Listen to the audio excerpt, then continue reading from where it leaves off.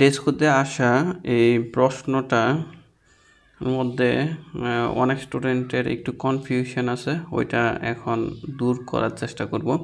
এখানে দেখেন প্রশ্নটার মধ্যে কি আছে, আমাদের যে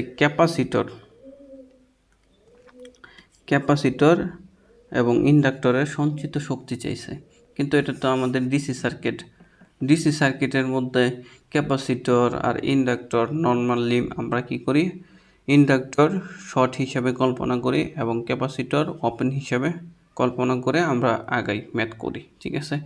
কিন্তু এখানে আমরা শর্ট আর ওপেন বিবেচনা করলাম না কেন? এটা হচ্ছে আমাদের যে স্টুডেন্ট তাদের কথা, মানে প্রশ্ন আর কি। তো আমরা কেন শর্ট আর ওপেন বিবেচনা করলাম না এটা একটু দেখার চেষ্টা করব। তো শর্ট আর ওপেন বোঝার জন্য আমাদের দুইটা কন্ডিশন বোঝা লাগবে। একটা হচ্ছে যে ট্রানজিয়েন্ট কন্ডিশন, আরেকটা হচ্ছে যে স্টেডি স্টেট কন্ডিশন। এই দুইটা কন্ডিশন বুঝতে হবে। তো মনে রাখার জন্য আমরা নর্মালি যে শর্ট আর ওপেন বিবেচনা করি না, ওই কন্ডিশনটা হচ্ছে যে স্টেডি স্টেট কন্ডিশন, ঠিক আছে। যখন মনে করেন যে আমাদের যে ডিসি সার্কিটে আমরা সাপ্লাই দেওয়ার পর কিছুক্ষণ পরে দেখা গেছে যে এটা স্থির থাকে, কিন্তু ট্রানজিয়েন্টের মধ্যে কি হয়, এসি সার্কিটের মতো একটু আচরণ করে। সার্কিট যখন আমরা প্রথমে চালু করি তখন সিগন্যালের মান একটু কম বেশি হয় আর কি, ঠিক আছে, পরিবর্তন হইতে থাকে।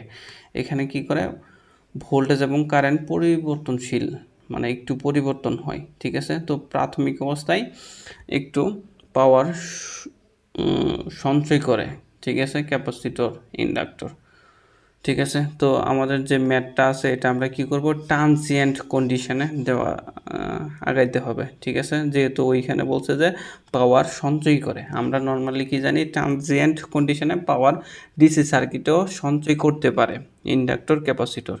আর এইখানে যে স্টেডি স্টেট কন্ডিশন আছে এইখানে কিন্তু সঞ্চয় করতে পারে না। এখানে আমি আপনাদের বোঝার সুবিধার্থে একটু পার্থক্য একটু দিয়ে দিছি। আচ্ছা দেখি, ট্রানজিয়েন্ট মানে হচ্ছে যে তাৎক্ষণিক অবস্থা। মনে করেন সার্কিট যখন সাপ্লাই দিই প্রাথমিক অবস্থায়, সার্কিট চালু হওয়ার পর কিছুক্ষণ আর কি এই কাহিনীটা ঘটে থাকে। এখানে কি হয়, ভোল্টেজ এবং কারেন্ট পরিবর্তনশীল, একটু পরিবর্তন হয় ভোল্টেজ এবং কারেন্ট, ঠিক আছে। কিছু ভোল্টেজ থাকে, মানে ইন্ডাক্টর কি করে, একটু ভোল্টেজ স্টোর করে, আর কারেন্ট ফ্লো হয়, মানে ক্যাপাসিটরের মধ্যে কি হয়, একটু কারেন্ট ফ্লো হয়, ঠিক আছে। এটা হচ্ছে যে আমাদের ট্রানজিয়েন্ট কন্ডিশনের বৈশিষ্ট্য, ঠিক আছে। তো স্টেডি স্টেটের যে বিষয়টা ওইটা আমরা একটু দেখি। স্টেডি স্টেট হচ্ছে যে স্থিতিশীল অবস্থা, হ্যাঁ, দীর্ঘ সময় পর, মানে আমাদের যখন সাপ্লাই দিই সার্কিটের কিছুক্ষণ পরে এই কাহিনীটা ঘটে থাকে, স্টেডি স্টেট। আর এইখানে কি হয়, কারেন্ট এবং ভোল্টেজটা কি থাকে, স্থির থাকে। আর শর্ট সার্কিট হয়, কি হয়, ইন্ডাক্টর কি হয়, শর্ট সার্কিট হয়, এবং ভোল্টেজ কি, ইন্ডাক্টরে আর তো ভোল্টেজটা কি পাই, আমরা শূন্য পাই।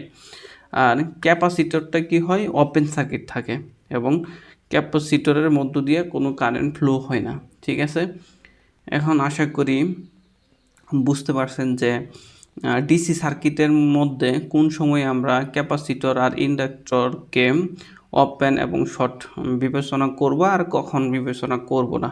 এখন আমরা ওই ম্যাথটা করার চেষ্টা করি। এই ম্যাথটা আমরা করার চেষ্টা করি। এখানে কি বলছে যে কন্ডিশনে বলছে যে সঞ্চিত শক্তি সমান, তাহলে ইন্ডাক্টর এবং ক্যাপাসিটরের কি হবে, সঞ্চিত শক্তি সমান হবে। তো এখানে আমরা জানি যে ইন্ডাক্টরের সঞ্চিত যে শক্তি ওইটা আমরা এই সূত্র দিয়ে বের করে ফেলি, ক্যাপাসিটরটাও সেম। তারপর এইখানে দেখেন ক্যাপাসিটরের যে ভোল্টেজ বিসি, এই ভোল্টেজ ইকুয়াল টু আইআরটা বসাইলাম, তারপর একটু কাটাকাটি করলাম আর কি, ঠিক আছে। তারপর আমাদের কি পাইলাম, আমরা পাইলাম এল ইকুয়াল টু সিআর, ঠিক আছে। তারপর কি করলাম, ওইখানে মানগুলা বসায় দিয়া আমরা কি করলাম, আমাদের যে উত্তর চাইছে আর এর মান বের করা, আর এর মানটা বের করে ফেলছি, ঠিক আছে।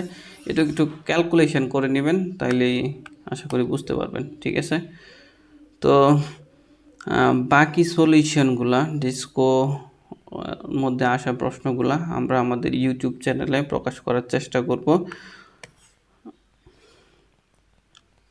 আচ্ছা ঠিক আছে, ধন্যবাদ।